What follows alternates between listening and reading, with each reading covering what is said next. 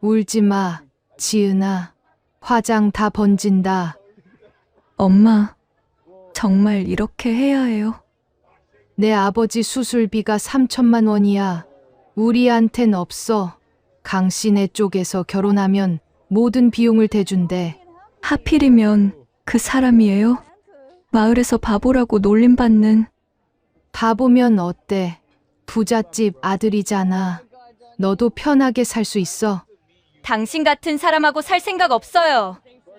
이 결혼 원하지 않으면 당장 끝내죠. 뭐라고요?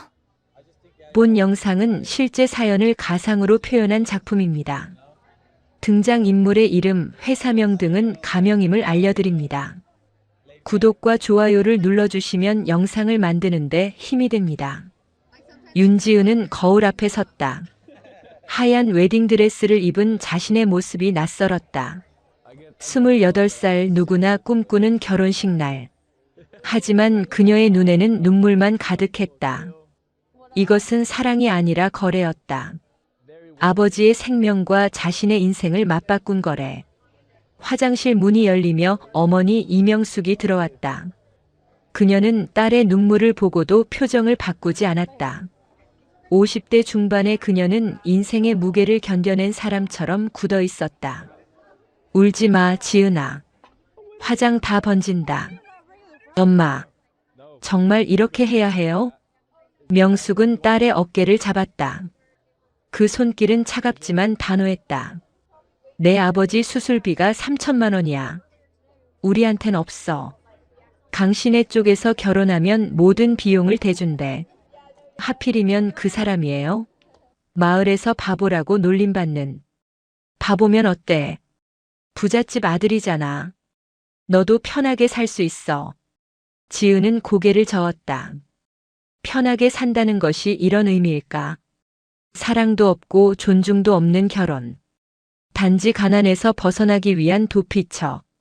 예식장 대기실에서 들리는 사람들의 수군거림이 문틈으로 새어들어왔다. 저 신부 불쌍하다. 바보한테 시집 가다니. 돈이 급하면 저런 결혼도 하는구나. 강준호 그 친구 겉으론 멀쩡해 보이는데 머리가 텅텅 비었다던데. 지은은 귀를 막고 싶었다. 하지만 모든 소리가 뼈속까지 파고들었다. 결혼식장으로 향하는 복도는 마치 단두대로 가는 길처럼 느껴졌다. 예식장 문이 열렸다. 하객들이 일제히 돌아봤다. 그들의 시선은 호기심 반, 동정 반이었다.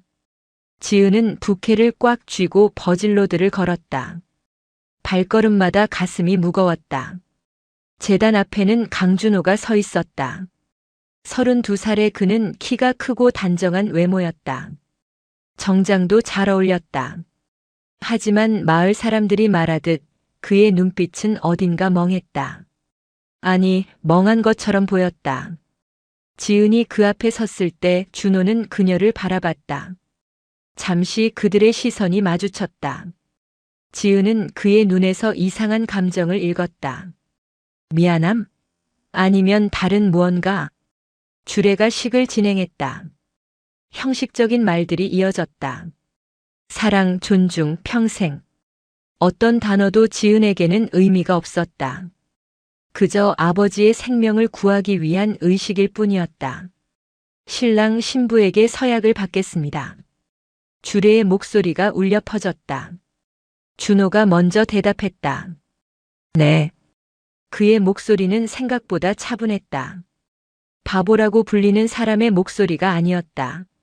하지만 곧 그는 어색하게 웃으며 고개를 숙였다. 사람들이 조용히 웃음을 흘렸다. 신부 서약하시겠습니까? 지은은 입술을 깨물었다. 대답하지 않으면 모든 것이 끝날까? 하지만 아버지의 창백한 얼굴이 떠올랐다. 병상에 누워 미안하다고 중얼거리던 아버지. 네. 작은 목소리였지만 예식장 전체에 울려 퍼졌다. 박수가 터져 나왔다. 하지만 그것은 축복이 아니라 동정의 박수처럼 들렸다.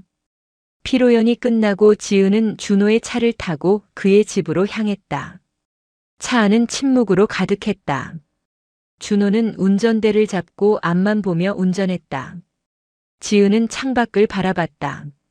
지나가는 풍경들이 흐릿하게 번졌다. 준호의 집은 마을 외곽의 큰 저택이었다. 정원도 넓고 집도 웅장했다. 부잣집이라는 소문이 사실이었다. 하지만 지은에게 그 모든 것은 감옥처럼 보였다. 집 안으로 들어가자 가정부가 마중을 나왔다. 그녀는 지은을 안방으로 안내했다. 방은 넓고 깨끗했지만 차갑게 느껴졌다. 부인, 편히 쉬세요. 도련님은 서재에 계실 거예요. 가정부가 나가고 지은은 홀로 남았다. 그녀는 침대 끝에 앉아 웨딩드레스 치마를 만지작거렸다. 눈물이 또 흘러내렸다. 이게 내 인생이구나. 스스로 선택하지 못한 인생. 밤이 깊어가고 문이 조심스럽게 열렸다. 준호였다. 그는 평상복으로 갈아입고 들어왔다. 지은은 재빨리 눈물을 닦았다. 준호는 방 한가운데 서서 지은을 바라봤다. 그의 눈빛은 낮과 달랐다. 멍한 느낌이 사라지고 또렷한 이성이 보였다. 지은은 그 변화를 느끼며 몸을 긴장시켰다. 오늘 힘드셨죠? 준호의 말에 지은은 놀라 고개를 들었다. 그의 말투가 달랐다. 어눌함이 없었다. 오히려 조심스럽고 배려하는 느낌이었다. 당신, 지금, 내일 얘기하죠. 오늘은 푹 쉬세요. 준호는 더 이상 말하지 않고 방을 나갔다. 지은은 그의 뒷모습을 멍하니 바라봤다. 무언가 이상했다. 마을 사람들이 말하던 바보의 모습이 아니었다. 혼자 남은 지은은 창문 밖을 보며 생각에 잠겼다. 이 집에서 어떤 일이 벌어질까? 그리고 강준호는 도대체 어떤 사람일까? 첫날 밤은 그렇게 고요하게 지나갔다. 하지만 지은은 알지 못했다. 이 결혼 뒤에 숨겨진 진실들을, 그리고 자신의 인생이 곧 완전히 바뀌게 될 거라는 것을. 다음 날 아침 윤지은은 낯선 방에서 눈을 떴다. 천장을 보며 어젯밤 일들을 떠올렸다. 강제로 결혼한 것, 바보라 불리는 남자의 아내가 된 것, 그리고 준호의 이상한 눈빛. 모든 게 현실이었다. 거실로 나가자 식탁에는 아침 식사가 차려져 있었다. 준호는 이미 앉아서 신문을 보고 있었다. 그는 지은을 보자 신문을 내려놓고 어색하게 웃었다. 그 웃음은 마을에서 보던 멍한 미소였다. 아침 드세요. 지은은 그를 경계하며 맞은편에 앉았다. 가정부가 준비한 음식은 정성스러웠지만 입맛이 없었다. 침묵 속에서 두 사람은 각자 식사를 했다. 식사 후 준호는 서재로 향했다.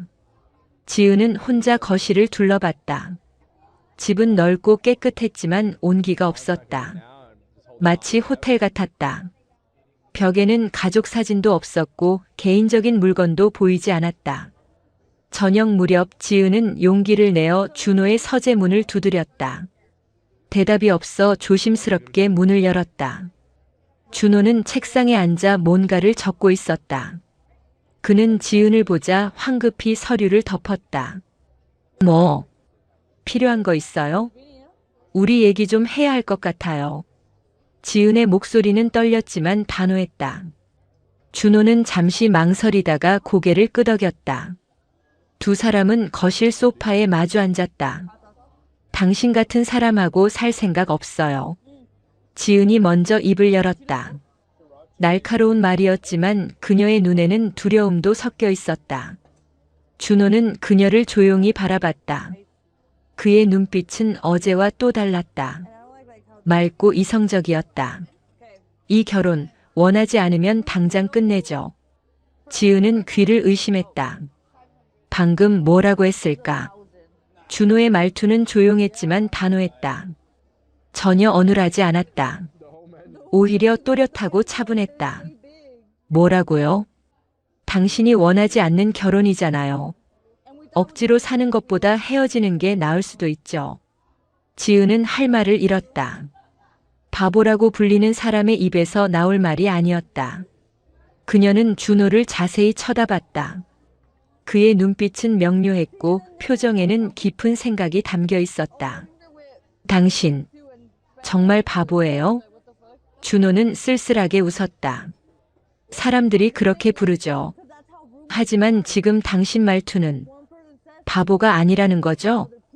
준호가 지은의 말을 가로막았다.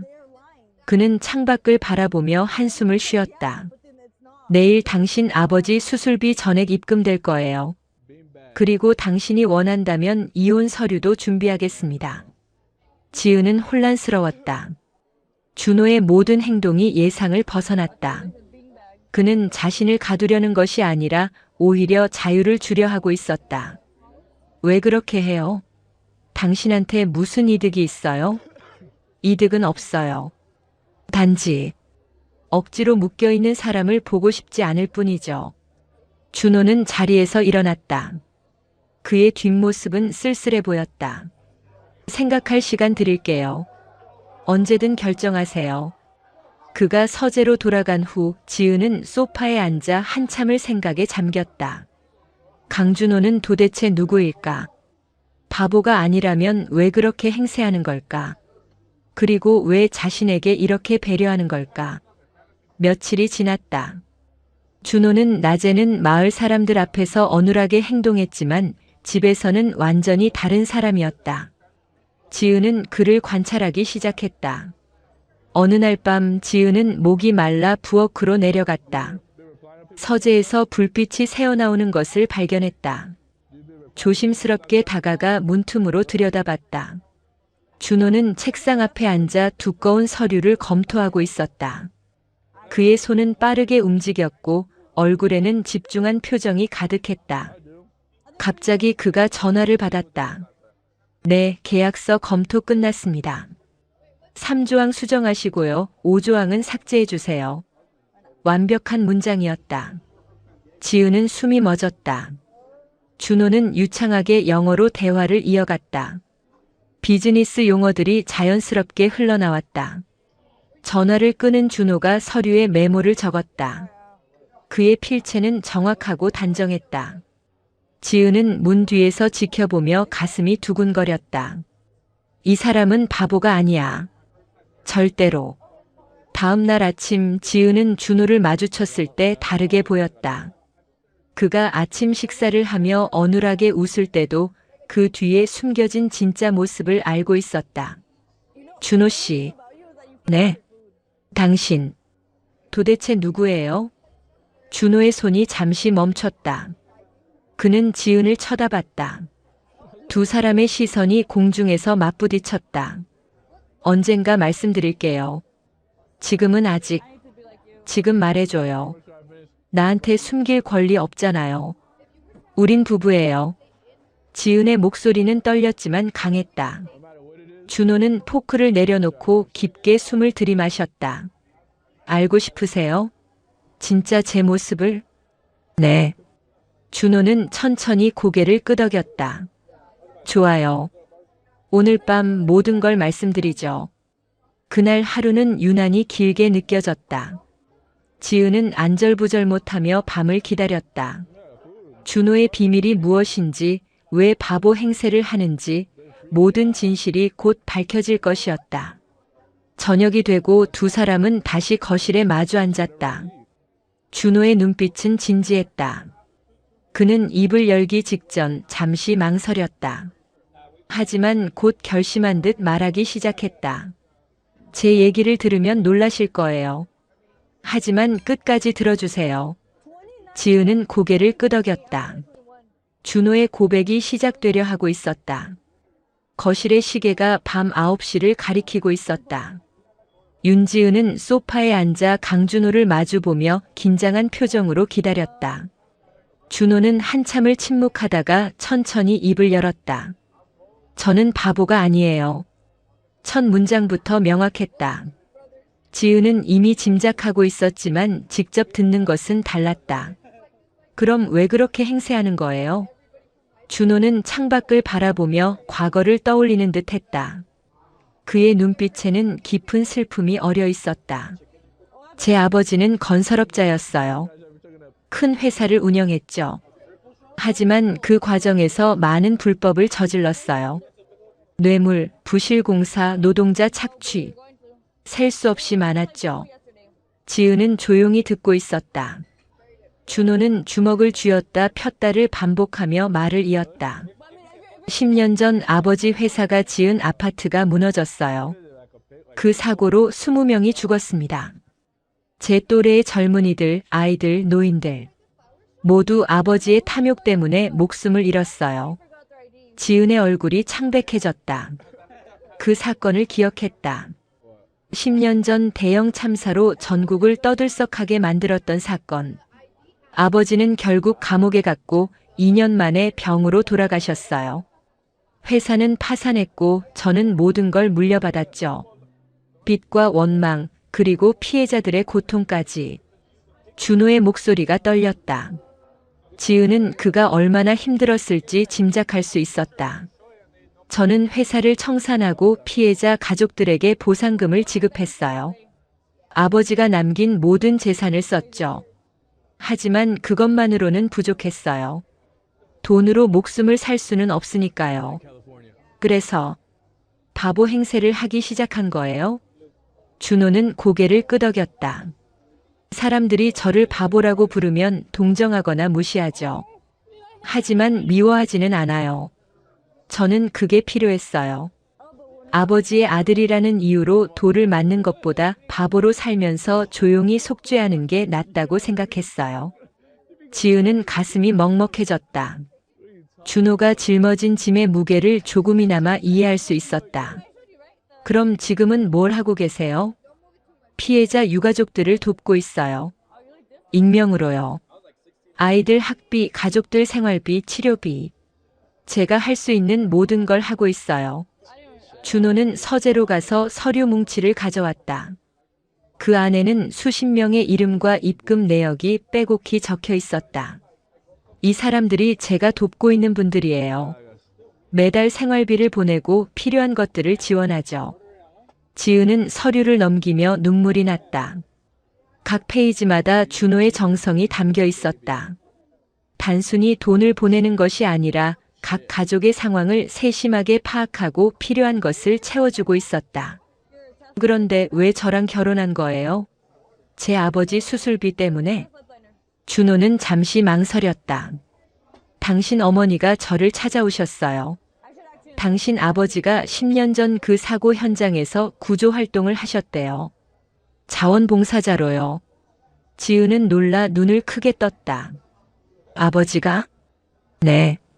당신 아버지는 그 사고 현장에서 3명을 구해냈어요. 그 과정에서 허리를 다치셨고 그게 지금까지 이어진 거죠.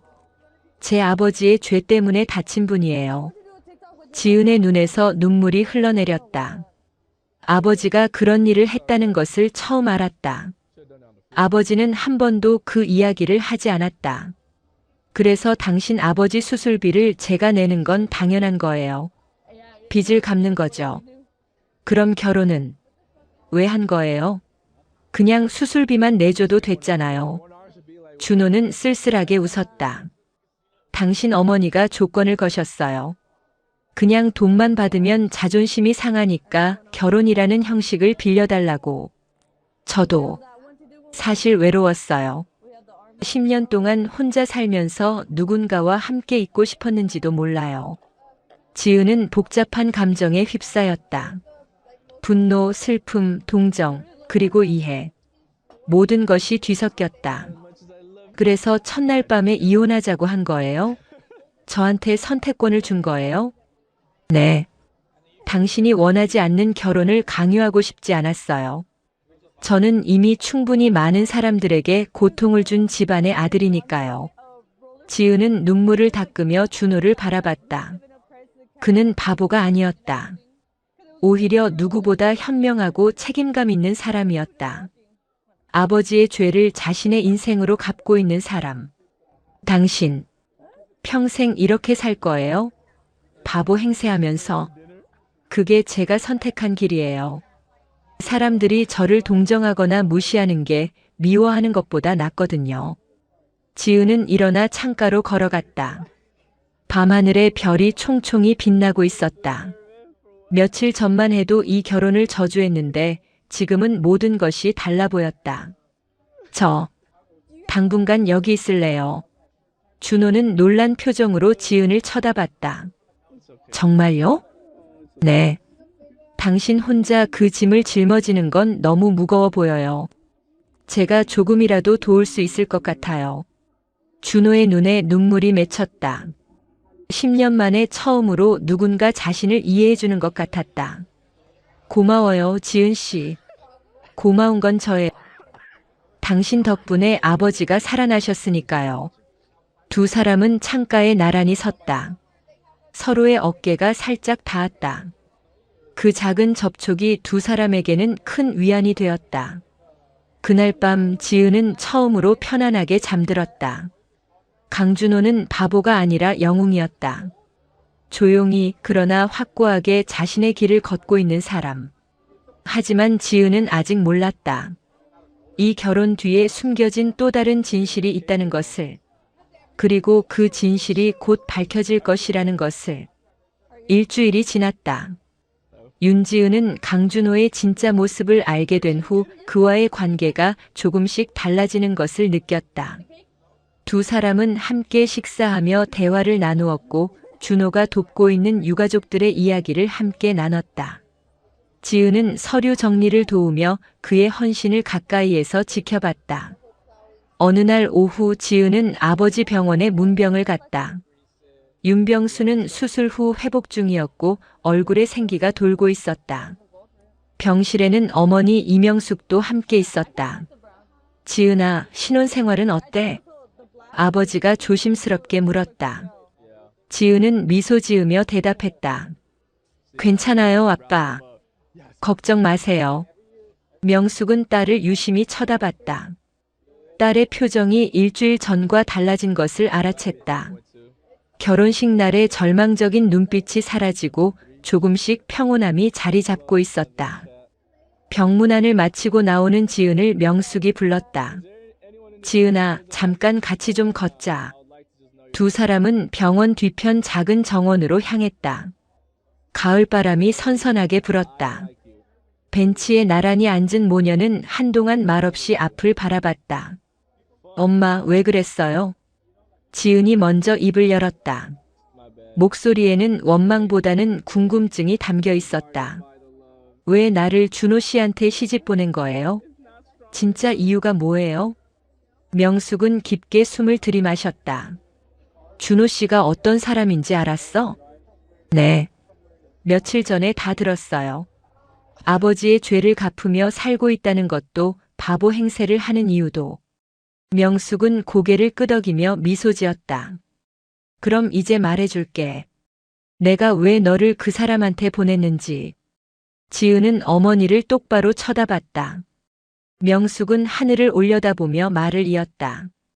1년 전쯤 나는 우연히 준호 씨를 만났어. 시장에서였지.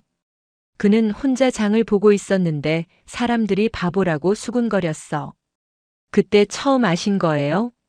아니, 그전부터 알고 있었어. 10년 전 사고 때 내 아버지가 구조 활동을 했잖니. 그때 강 회장 아들 이야기를 들었지. 똑똑하고 착한 아이였는데 아버지 일로 망가졌다고. 명숙은 잠시 말을 멈추고 지은의 손을 잡았다. 시장에서 준호 씨를 보는데 사람들이 그를 비웃고 있더라. 하지만 그는 화내지 않고 조용히 웃기만 했어. 그 모습을 보면서 생각했지. 저 사람은 진짜 바보가 아니라는 걸. 그래서 일부러 저를. 그래. 너를 그 사람한테 보내기로 결심했어. 지은은 어머니의 손을 뿌리치며 일어섰다. 엄마는 제 인생을 실험 삼아 이용한 거예요? 제가 얼마나 힘들었는지 알아요? 명숙은 차분하게 딸을 바라봤다. 알아. 내가 얼마나 힘들었는지. 하지만 지은아, 난 내가 겉모습만 보고 사람을 판단하는 게 안타까웠어. 지은은 어머니의 말에 숨이 막혔다. 너는 항상 스펙, 외모, 직업 같은 걸로 사람을 평가했잖니. 대학 때 사귄 남자친구들도 다 그랬고. 명숙은 자리에서 일어나 딸에게 다가갔다. 난 내가 진짜 좋은 사람을 알아보길 바랐어. 조용히 책임을 지는 사람, 다른 사람의 고통을 자신의 것으로 받아들이는 사람. 준호 씨는 그런 사람이야. 지은의 눈에 눈물이 고였다. 하지만 엄마, 너무 잔인해요. 제가 얼마나 무서웠는지, 얼마나 절망했는지. 미안해, 지은아. 하지만 다른 방법이 없었어. 내가 스스로 깨달아야 했으니까. 명숙은 딸을 끌어안았다. 지은은 어머니 품에서 한참을 울었다. 분노와 이해, 원망과 감사가 뒤섞인 눈물이었다. 엄마는 처음부터 다 알고 계셨어요? 준호 씨가 바보가 아니라는 것도? 응. 그리고 그 사람이 얼마나 외로운지도 알았어. 10년 동안 혼자서 그 무거운 짐을 지고 살았잖니. 너한테 좋은 남편이 될 거라고 확신했어. 지은은 눈물을 닦으며 어머니를 바라봤다. 그럼 아빠 수술비는요? 그것도 계획이었어요? 아니, 그건 진짜였어. 다만 준호 씨가 도와주겠다고 했을 때 난 결혼을 조건으로 내건 거야. 너희 둘이 만나게 하기 위해서. 지은은 복잡한 표정으로 고개를 저었다. 엄마, 엄마는 정말 미워해도 괜찮아. 하지만 지은아, 대답해봐. 지금 후회해? 지은은 대답하지 못했다. 일주일 전과 지금은 완전히 달랐다. 준호를 알게 되면서 그녀의 세상도 변하기 시작했다. 후회. 안 해요. 작은 목소리였지만 진심이었다. 명숙은 딸을 다시 안아주었다. 고마워, 지은아. 내가 행복해지길 바랐어. 돈이나 외모가 아니라 진짜 마음을 가진 사람과 함께하길. 두 사람은 한참을 껴안고 서 있었다. 정원에는 낙엽이 조용히 떨어지고 있었다. 저녁 무렵 지은은 집으로 돌아왔다. 준호는 서재에서 나와 그녀를 맞이했다. 병원은 어땠어요? 아빠 많이 좋아지셨어요. 지은은 거실 소파에 앉으며 준호를 쳐다봤다. 준호 씨, 저 이제 알아요. 엄마가 왜 저를 당신한테 보냈는지. 준호는 그녀 옆에 조심스럽게 앉았다. 어머님이 말씀하셨어요? 네. 처음부터 다 계획이었대요. 제가 진짜 좋은 사람을 알아보게 하려고. 준호는 쓸쓸하게 웃었다. 저 같은 사람이 좋은 사람일까요? 지은은 준호의 손을 잡았다. 처음으로 자신이 먼저 손을 내민 것이었다. 네, 좋은 사람이에요. 누구보다. 준호의 눈에 눈물이 맺혔다. 지은은 그의 손을 꼭 잡으며 말했다. 저도 이제 알아요. 진짜 품격은 조용히 책임을 지는 거라는 것. 그리고 사랑은 조건이 아니라 진심을 알아보는 지혜라는 것. 준호는 지은을 끌어안았다. 두 사람은 한참을 그렇게 서로를 안고 있었다. 오해와 편견의 벽이 무너지고 진심만이 남았다. 그날 밤 두 사람은 처음으로 진짜 부부가 되었다. 거래가 아니라 사랑으로, 강요가 아니라 선택으로. 준호는 더 이상 바보 행세를 할 필요가 없었다. 적어도 지은 앞에서는. 그리고 지은은 겉모습이 아니라 진심을 보는 법을 배웠다. 두 사람의 새로운 시작이었다. 속죄와 이해, 용서와 사랑이 함께하는. 이야기가 재미있었다면 구독과 좋아요 눌러주시고 주인공에게 응원의 댓글도 부탁드립니다.